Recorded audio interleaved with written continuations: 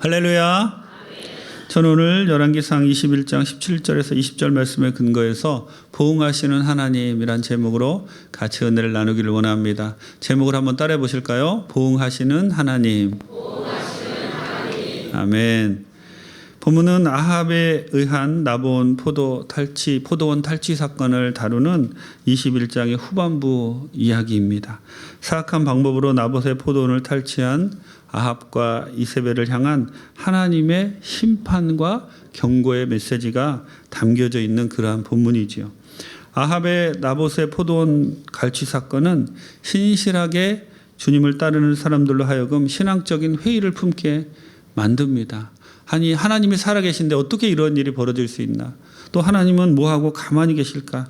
그런 생각이 들기도 합니다. 요즘 특별히 코로나19로 전 세계 사람들이 고통당하고 있는데 정말 이럴 때 하나님의 도우심이 정말 필요하고 또 많은 사람들이 그런 회의를 또 가질 수가 있습니다. 왜 하나님이 살아계신데 이런 어려움이 우리에게 다가오나라고 이렇게 우리가 그런 생각들을 가질 수 있지만 하나님은 결코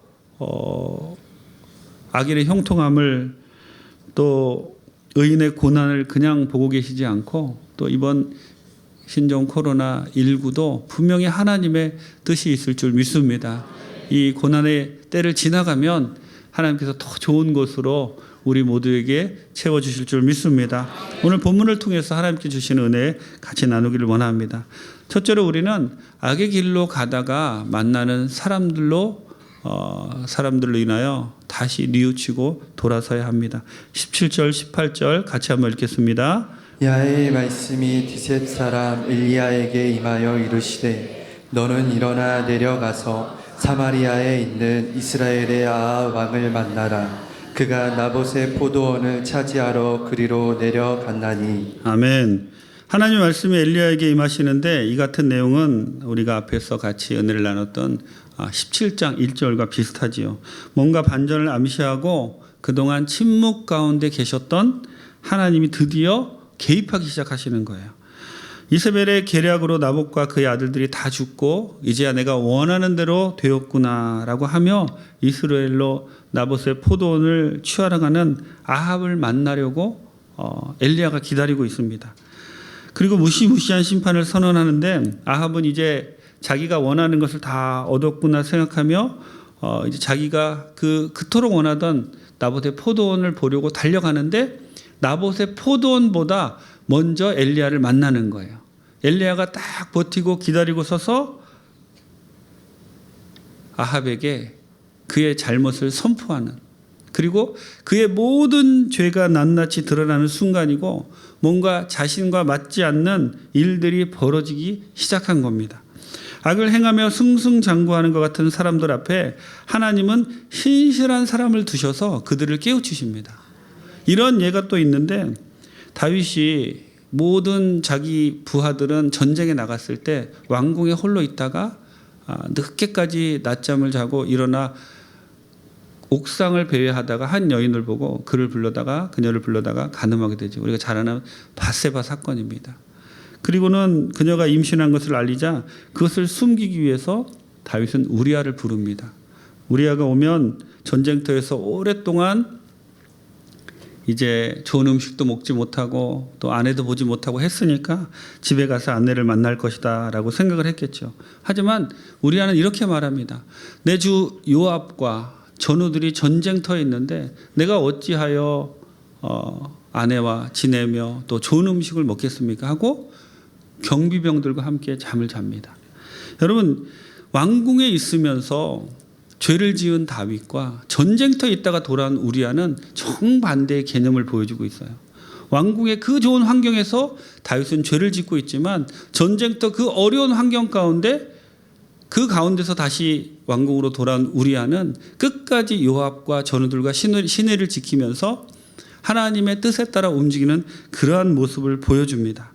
아합이 엘리야를 만난 것 같이 우리아는 악한 길로 달려가던 다윗이 자신의 죄가 낱낱이 드러나도록 하는 사람이었어요. 여러분, 이 우리아와 다윗을 한번 비교해 보세요. 다윗은 계속해서 악을 행하여 달려가고 그 가운데 우리아는 정말 선한 모습으로 다윗에게 뭔가를 깨우쳐 주기 위해서 하나님이 예비하신 사람이 바로 우리아였습니다. 하지만 다윗은 끝까지 깨닫지 못하고 결국 우리아를 죽이고 말지요.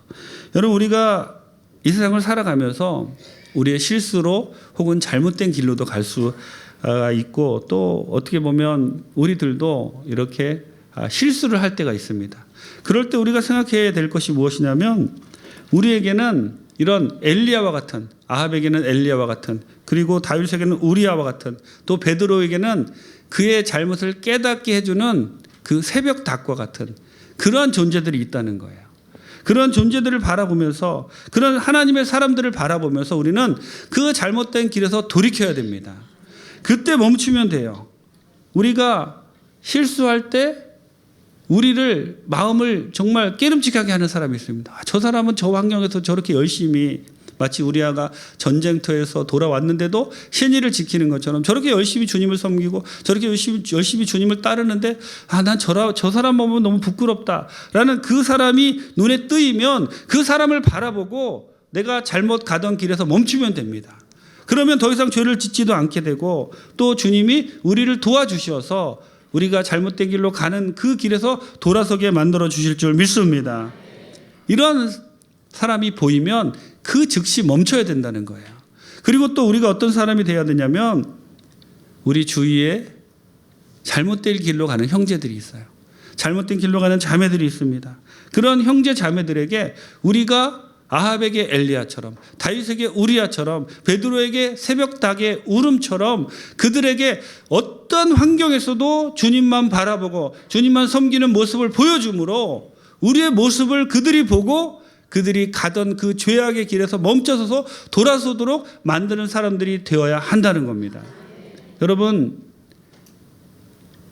나봇이 모든 것을 다 빼앗기고, 그리고 아합이 그 나봇의 포도원을 차지하려고 달려가는 그 길에서 엘리야가 턱 버티고 서가지고 이 아합을 깨우치려고 했던 것처럼, 여러분들도 여러분 자녀에게, 또 구역 식구에게, 지역 식구에게 그런 존재가 되셔서 그 사람만 봐도 정말 하나님이 살아계신 것을 느끼고, 그 사람만 봐도 내가 죄를 짓던 것에서 멈추는 그런 마음이 드는 귀한 분들 다 되시기를 주님의 이름으로 축원합니다. 누가복음 18장 7절 같이 한번 읽겠습니다. 하물며 하나님께서 그 밤낮 부르짖는 택하신 자들의 원한을 풀어주지 아니하시겠느냐? 그들에게 오래 참으시겠느냐? 아멘. 우리 주위에 하나님이 이렇게 우리를 깨닫도록 놔주신 그 사람들을 고맙게 여기고, 그 사람들을 보면서 다시 한번 회개하고 주님께 돌이키는 귀한 분들 다 되시기를 주님의 이름으로 축원합니다. 둘째로 본문을 통하여서 하나님 우리를 가르치시는 그러한 말씀은 하나님의 심고 거두는 법칙입니다. 19절, 23절 같이 한번 읽겠습니다. 너는 그에게 말하여 이르기를 야의 말씀이 내가 죽이고 또 빼앗았느냐고 하셨다 하고, 또 그에게 이르기를 야의 말씀이 개들이 나봇의 피를 핥은 곳에서 개들이 내 피 곧 내 몸의 피도 핥으리라 하였다 하라. 이세벨에게 대하여도 야훼께서 말씀하여 이르시되 개들이 이스라엘 성읍 곁에서 이세벨을 먹을지라. 아멘.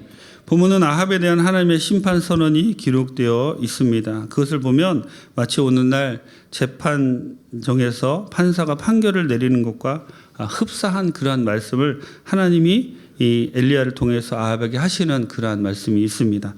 내가 죽이고 빼앗았느냐라고 이렇게 선고할 때 아무리 악한 아합이라도 그것을 부정할 수 없지요. 이것은 마치 범죄 사실에 대한 확정 절차와 같고요. 그리고 개들이 나봇의 피를 핥는 곳에서 개들이 내 피 곧 내 몸의 피도 핥으리라. 이것은 범죄 사실에 대한 확정 이후 형량을 선고하는 것과 같습니다.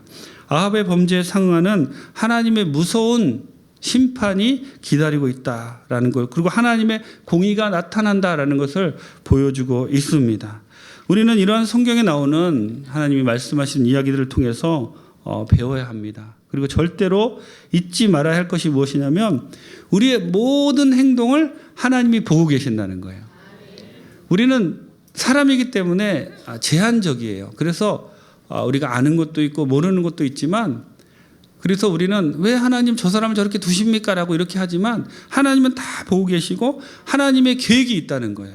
그래서 무엇이든지 심는 그대로 거두리라고 하신 그 하나님의 말씀을 우리는 늘 생각하며 매사에 두렵고 떨리는 마음으로 하루하루 살아가야 할 줄 믿습니다.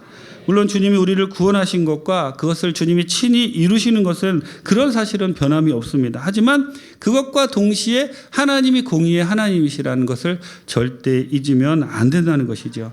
시편 62편 12절 같이 한번 읽겠습니다. 주여 인자함은 주께 속하오니 주께서 각 사람이 행한 대로 갚으심이니이다. 아멘. 마태복음 16장 27절입니다. 인자가 아버지의 영광으로 그 천사들과 함께 오리니 그때 각 사람이 행한 대로 갚으리라. 아멘. 우리는 이제 앞에 이 본문들을 읽을 때 보통 우리의 잘못에 대한 하나님의 심판을 이야기할 때 이 본문들을 많이 사용합니다. 그래서 이 본문들을 읽을 때 사실은 마음이 좋지 않아요. 아유, 나도 잘못한 것이 많은데 하나님 그거 다 심판하시면 어떡할까.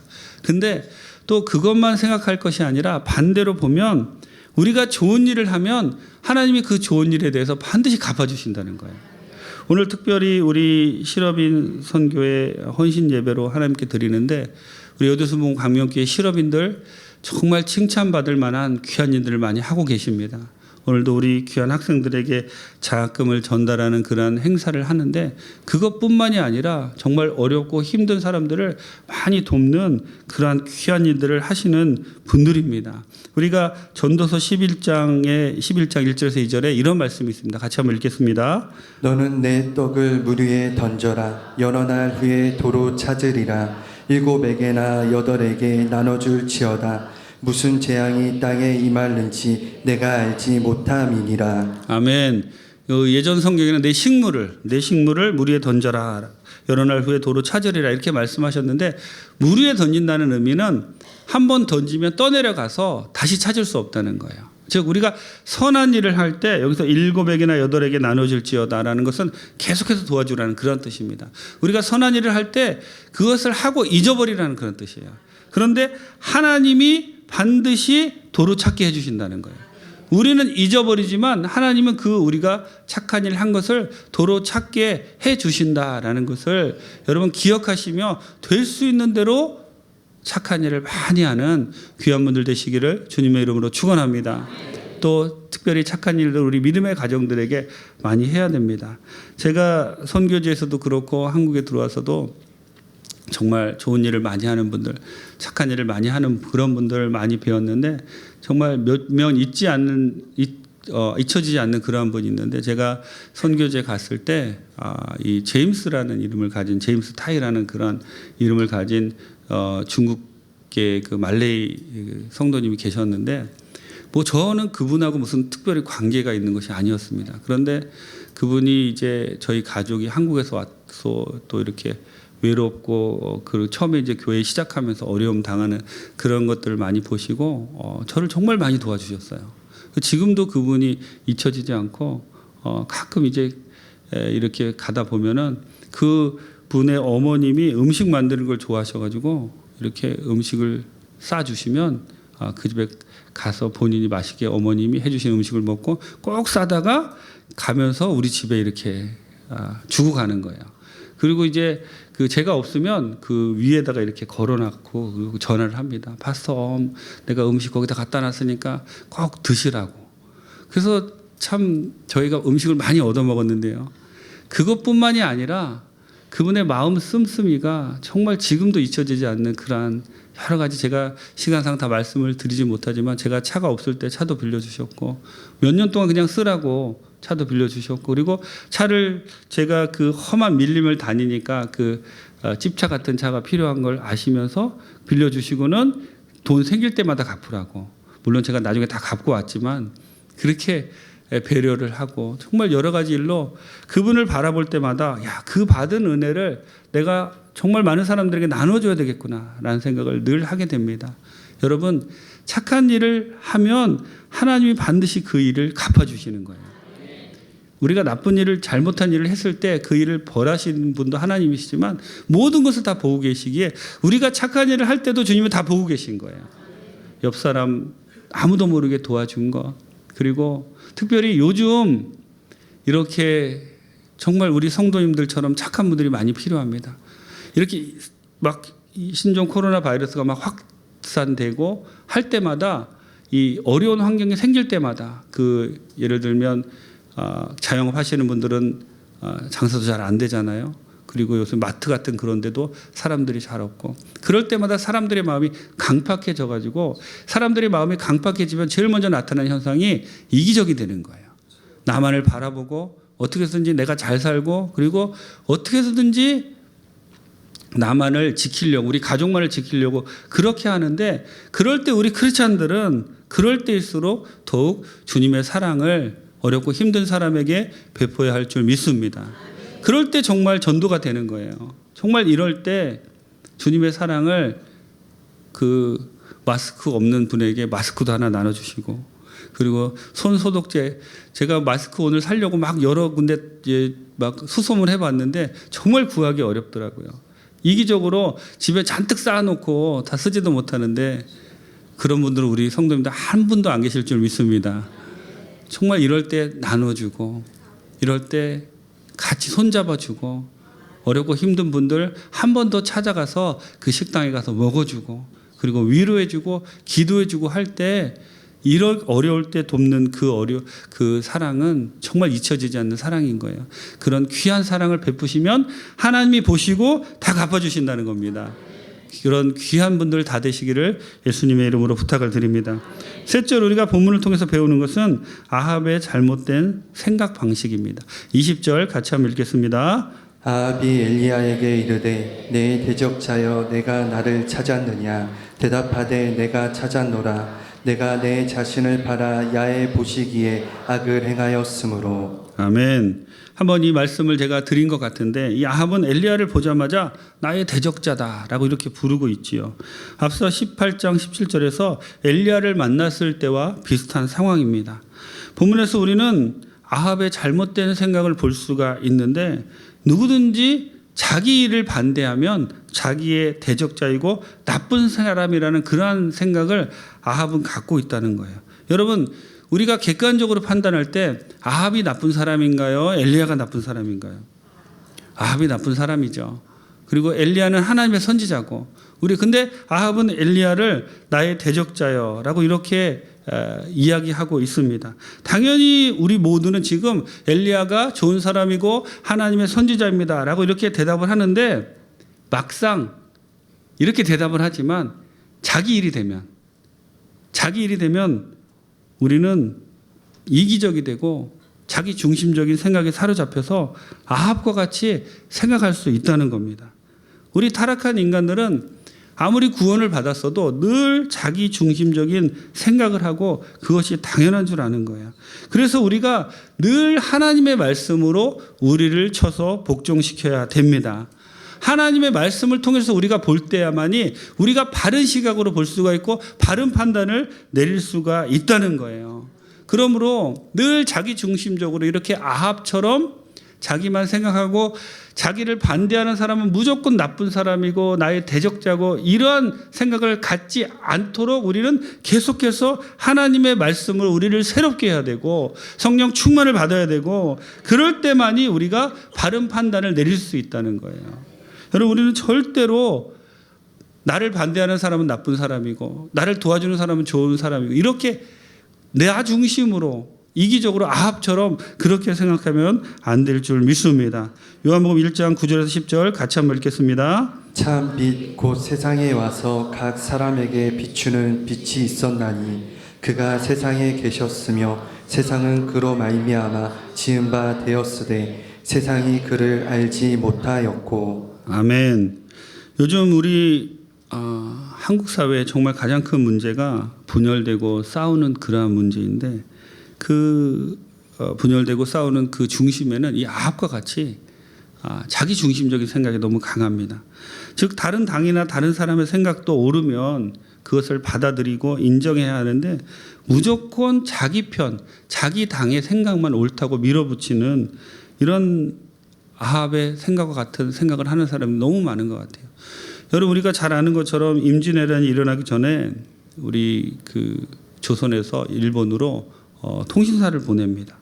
그 통신사가 가서 과연 그 일본이 전쟁을 이길 것인가 그것에 대해서 살펴보기 위해서 왕이 그 통신사들을 보냈는데 그중에 우리가 여러분들 잘 아시는 것처럼 그 당시에 동인과 서인이 팔을 나눠서 서로 싸웠어요.